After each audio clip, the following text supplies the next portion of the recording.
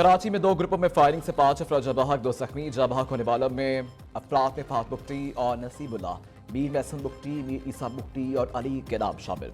वाक़े में मुलव्विस 12 मुश्तबा अफराद को हिरासत में ले लिया गया। DIG साउथ असद रजा का कहना है कि दोनों ग्रुपों के दरमियान पुरानी दुश्मनी पर फायरिंग की गई। वज़ीर दाखिला सिंध ने एडिशनल IG से वाक़े की तफसीलात तलब कर ली। वज़ीर दाखिला ज़ियाउल हसन रंजाक का कहना है कि कोई भी कानून से पालाता नहीं हो सकता। कानून के रट के क़याम के लिए हर मुमकिन इक़दाम किए जाए।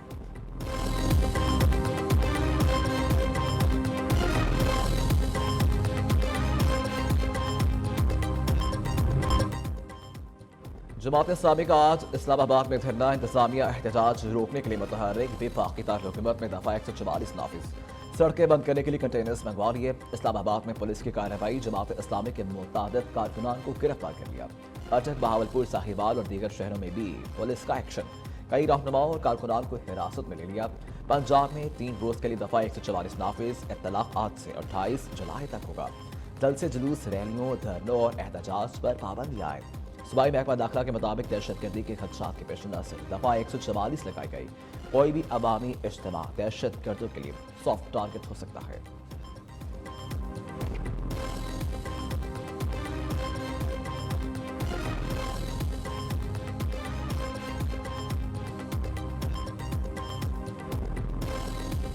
अब आटे पे और चीनी पे और दाल पे और चावल पे और घी पे और हत्ता के बच्चों के दूध पे भी टैक्स लगा दिया है। अब लोग कैसे गुजारा करें और कहाँ जाएं? कि हुकूमत तालीम से उसने अपने आप को बरी जिम्मा कर लिया है। हुकूमत की जिम्मेदारी है कि हमारे बच्चों को फ्री और क्वालिटी एजुकेशन मिले। जब ये बुनियादी 4 चीजें नहीं दे सकते तो फिर हम पर टैक्स क्यों लगाते हो, और जब टैक्स लगाते हो तो ये जुल्म क्यों करते हो? और अगर इन्होंने इस्लामाबाद से हमें दाखिल होने से रोका तो अव्वल तो ये रोक नहीं सकेंगे और दूसरा फिर इस तहरीक को भी नहीं दबा सकेंगे और ये पूरे पाकिस्तान में फैलेगी। तोशरबा बिजली बिल्स और महंगाई के खिलाफ आज इस्लामाबाद में पुराम धरना होगा। कोई रुकावट डाली गई तो जिम्मेदार हुकूमत होगी। हाफिज नईमुर रहमान का अल्टीमेटम। अमीर जमात इस्लामी ने गुजरावाला में प्रेस कॉन्फ्रेंस करते हुए कहा कि अवाम को IPPs के जुल्म से निकालना चाहते हैं। पाकिस्तान के लोग इस जालिम हुकूमत को नहीं मानते। हुक्मरानों ने आवाम पर टैक्स लगाए, लेकिन क्या आपने मराद कम की?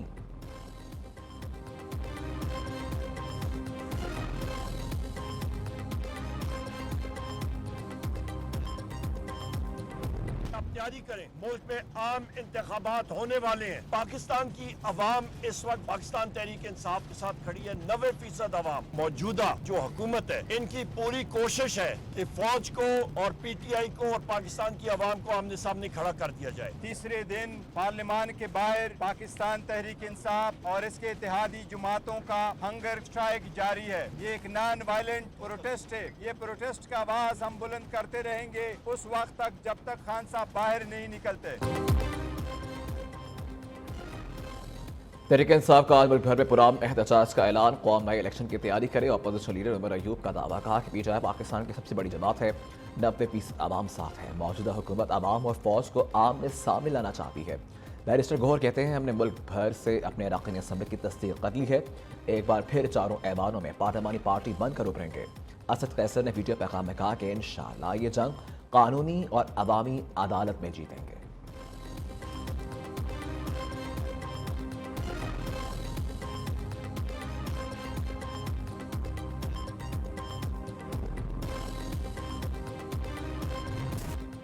उनतालीस अरकान कौमी असम्बली PTI के मेंबर तस्लीम। नोटिफिकेशन जारी। इलेक्शन कमीशन का 41 आज़ाद अरकान के मामले पर सुप्रीम कोर्ट से रुजू।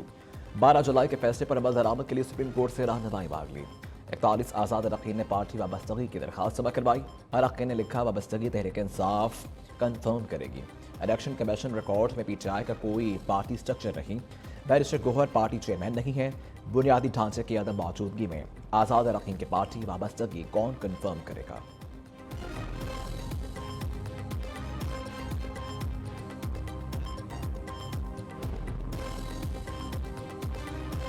दुनिया आजकल डेटा पे मूव कर गई है। डेटा साइंस के मुताबिक लोगों के फैसले हो रहे हैं, इन्फॉर्म डिसीजन मेकिंग हो रही है। तो ये चीज़ मुझे उस वक्त इतना इस बात ने हॉन्ट किया। तो जब हम फिजिकल वेरिफिकेशन के लिए गए तो हमें ये एहसास हुआ कि जो एड्रेसेस हमारे पास हैं उनमें से कई एड्रेसेस ऐसे हैं जो हमें पता ही नहीं है कि वो घर किधर हैं। रिलायबल डेटा की इतनी इंपॉर्टेंस है आज की दुनिया के अंदर कि अगर आप डेटा के ऊपर बेस करके अपने डिसीजंस नहीं करेंगे तो आपका जो एम है, जो टारगेट आपका है कि उसको इसका फायदा मिले, उसमें आप नाकाम रहेंगे।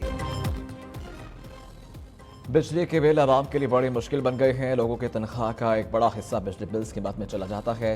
नहीं पता पंजाब की कितनी आबादी किस सोशो इकनॉमिक कैटेगरी में आती है। दुरुस्त डेटा हुकूमत के पास आते ही हकदार को रिलीफ दिया जाएगा। वज़ीर ने पंजाब का सोशो इकॉनमिक रजिस्ट्री मनसूबे के इफ्तिताही तकरीब से खिताब।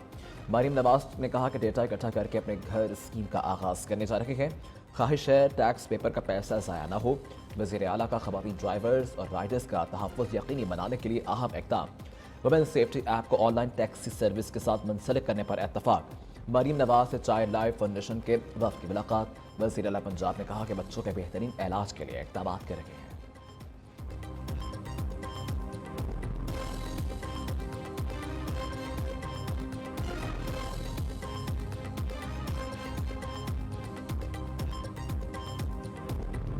नवाज शरीफ और जरदारी एस्टेब्लिशमेंट के लिए जनाजे बने हुए हैं। साबिक वफाकी वज़ीर फवाद चौधरी का दावा, पानी पी जाए जाली केसेस में जेल में है और वो कैद में रहकर भी टोले नहीं, साबित कदम है, जबकि उनके बगैर सियासत अधूरी है। तलखियाँ खत्म हुई तो बानी चेयरमैन का ये रवैया भी तब्दील हो जाएगा। फवाद चौधरी की प्रोग्राम न्यूज़ टॉक में गुफ्तगू। कहते हैं उमर अयूब के अलावा पार्टी में कोई सियासतदान नहीं, PTI लतवक्कल पर चल रही है, कोई चला नहीं रहा।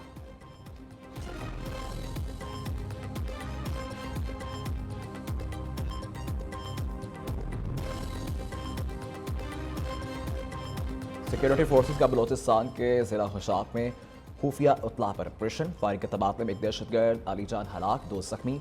असलहा गोला बारूद बरामद। ISPR के मुताबिक मरने वाला दहशतगर्दी के वारदातों में मुलव्विस था। दूसरी जानिब खैबर पख्तूनख्वा के इलाके मोहम्मद में दहशतगर्दों से झड़प में CTT एहलकार शहीद हो गया।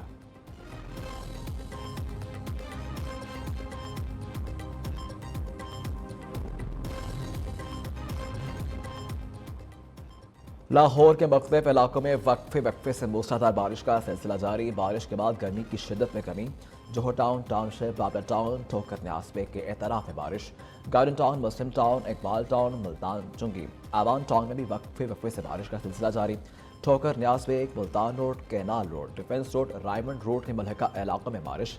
मंडी बहाउद्दीन में ठंडी हवाओं और गरज चमक के साथ मूसलाधार बारिश। आज मुल्क के मुख्तलिफ शहरों में गरज चमक के साथ बारिश का इम्कान है। बेशतर इलाकों में गर्मी और हब्स की शिद्दत बरकरार रहेगी।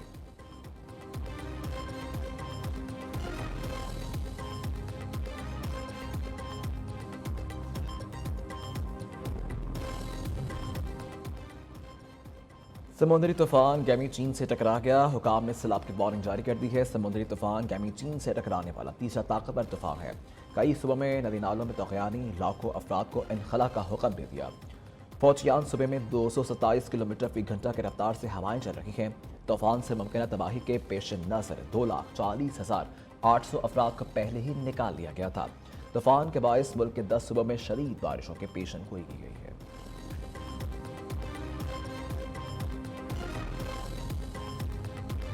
पेरिस ओलंपिक्स की रंगारंग इफ्तिताही तकरीब का मेला आज सजेगा। तारीख में पहली बार तकरीब स्टेडियम से बाहर मुनक्किद की जाएगी। मुख्तलिफ ममालिक के वफूद पेरिस के दरियाए सिंध में कश्तियों पर सवार होकर परेड करेंगे।